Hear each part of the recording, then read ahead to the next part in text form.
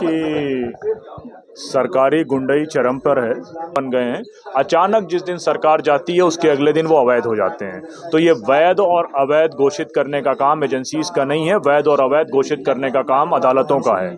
अगर आपको इतनी जल्दी है इंस्टेंट जस्टिस देने की, अगर आपको इतनी जल्दी सरकारों को है लोगों को अपराधी बताने की, तो उनको चाहिए कि सबसे पहले वो अदालतों में ताला लगा दें। और कोर्ट में जस्टिस गवई की जो गाइडलाइन है उस गाइडलाइन को फॉलो नहीं किया जा रहा है। और अफसोस की बात है कि उन लोगों को निशाना बनाया जा रहा है जो कोर्ट तक नहीं पहुंच सकते हैं। उन लोग इन्होंने ये कहा कि हमसे लोग एडमिनिस्ट्रेशन के लोगों ने कहा कि अगर मस्जिद के मामले में तुमने कंप्रोमाइज़ नहीं किया तो तुमको देख लिया जाएगा।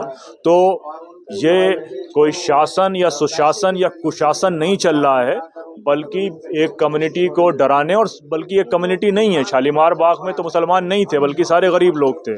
कि वो 600 साल पुरानी मदरसा जो है अवैध है, या लखनऊ केजीएमसी का मदरसा अवैध है।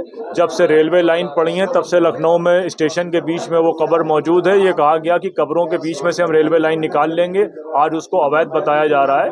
तो ये सवाल जो आप मुझसे कर रहे हैं, इससे पहले आपको भी ये जवाब पता है कि ये कैसे देख रहे हैं? देखिए, वो सील करने का कोई राइट अधिकारी के पास नहीं था। उन कमेटी के लोगों से भी हमने मुलाकात करी है, सीलिंग के खिलाफ हमने जवाब दे दिया है, जवाब आने का इंतजार कर रहे हैं, वरना इलाहाबाद हाई कोर्ट में अधिकारियों से मुलाकात होगी। कहते हैं कि सरकारी गुंडई चरम पर है। आप सब ने कल से एक वीडियो देखा होगा जिसमें जहांगीर खान को लगातार परेड कराई जा रही है। ये उनकी दूसरी परेड है। पहली परेड में उन्होंने माफ़ी नहीं मांगी थी, तो इस बार उनको हाथ जोड़ते हुए लोगों के सामने माफ़ी मांगते हुए उनकी परेड निकाली गई है। सवाल ये है कि जहांगीर खान के ऊपर कोई मुकदमा था क्या? जहांगीर खान के ऊपर जो मुकदमे थे उस पर सुप्रीम कोर्ट या हाई कोर्ट ने कोई फैसला दिया है? सुप्रीम कोर्ट या हाई कोर्ट ने कोई फांसी की सज़ा सुनाई है उनको? किसी मामले में क्या उनको उम्र कैद की सज़ा हुई है? बल्कि हाई कोर्ट के राजस्थान हाई कोर्ट ने अभी रिसेंटली एक साफ ऑर्डर पास किया था और ये कहा था कि इस तरह किसी भी अपराधी की परेड गैरकानूनी है, और अगर अपराध सिद्ध भी हो जाता है तो उसके लिए जेल है, सड़कें नहीं है ये तय करने के लिए। तो पॉलिटिकल, मैंने इससे बात यहाँ भी कही कि ये पॉलिटिकल वेंडेटा के तहत कुछ लोगों को कलेक्टिव पनिशमेंट दिया जा रहा है। पार्क सर्कस के से लगा हुआ इलाका जो टॉप्सिया है, जिसमें मैंने बताया कि 5000 से अधिक फ्लैट्स हैं, जहां पर पहले लेदर टेंडरीज हुआ करती थी, वहां फ्लैट बन गए हैं। अचानक जिस दिन सरकार जाती है उसके अगले दिन वो अवैध हो जाते हैं। तो ये वैध और अवैध घोषित करने का काम एजेंसीज का नहीं है, वैध और अवैध घोषित करने का काम अदालतों का है। अगर आपको इतनी जल्दी है इंस्टेंट जस्टिस देने की, अगर आपको इतनी जल्दी सरकारों को है लोगों को अपराधी बताने की, तो उनको चाहिए कि सबसे पहले वो अदालतों में ताला लगा दें और जो जजेस के घर हैं उनके घर को सील कर दें और उनको बाहर नहीं निकलने दें, और फिर खुद तय कर लें कि कौन अपराधी है और कौन अपराधी नहीं है। जहाँ तक बुलडोज़र का सवाल है, बुलडोज़र के मामले में भी सुप्रीम कोर्ट में जस्टिस गवई की जो गाइडलाइन है उस गाइडलाइन को फॉलो नहीं किया जा रहा है।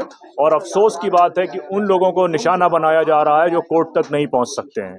उन लोगों को निशाना बनाया जा रहा है, पहले उनको डराया जाता है, उनको धमकाया जाता है, उनको देख लेने की धमकी दी जाती है, और यहाँ तक कहा जाता है कि अगर आप इसके विरोध में कोर्ट जाएंगे तो आपको संगीन नतीजा भुगतना पड़ेगा, आपको मुकदमों में फंसा दिया जाएगा। हमारे पास इस तरह के तमाम लोगों के स्टेटमेंट हैं जिन्होंने ये कहा कि हमसे लोग एडमिनिस्ट्रेशन के लोगों ने कहा कि अगर मस्जिद के मामले में तुमने कंप्रोमाइज़ नहीं किया तो तुमको देख लिया जाएगा। तो ये कोई शासन या सुशासन या कुशासन नहीं चल रहा है, बल्कि एक कम्युनिटी को डराने, और बल्कि एक कम्युनिटी नहीं है। शालीमार बाग में तो मुसलमान नहीं थे बल्कि सारे गरीब लोग थे। तो एक सेक्शन को जिसमें गरीब और मुसलमान शामिल हैं उनको पूरी तरीके से क्रश करने का पूरा प्रोग्राम है, और जिसको साफ हिंदी के शब्दों में कहा जाए तो ये सरकारी गुंडई है जिसमें कोई प्रोसेस का पालन नहीं किया जा रहा है। जिस तरीके से मस्जिदों को या दरगाहों को अवैध बताया जा रहा है, क्या मंदिर अवैध नहीं है? देखिए, मैं किसी भी प्रार्थना स्थल को जिसमें ईश्वर का नाम लिया जाता है उसको वैध और अवैध देने का लाइसेंस नहीं रखता हूँ। वो वैध और अवैध देने का लाइसेंस बजरंग दल और राष्ट्रीय स्वयंसेवक संघ के लोग या सरकार की पुलिस या आप सवाल कर रहे हैं, जवाब सुनने की थोड़ी सी इत्मीनान रखिए। ये कौन तय करेगा कि वैध है या अवैध है? हमको हमारी प्रॉपर्टी के बारे में मालूम है। क्या 600 साल पुरानी मस्जिद जो यहाँ पर मदरसा खुंजी था, जो 6 साल पुराना था, डीडीए की तारीख 70 साल की है, 60 साल की है, एमसीडी की तारीख 75 साल की है।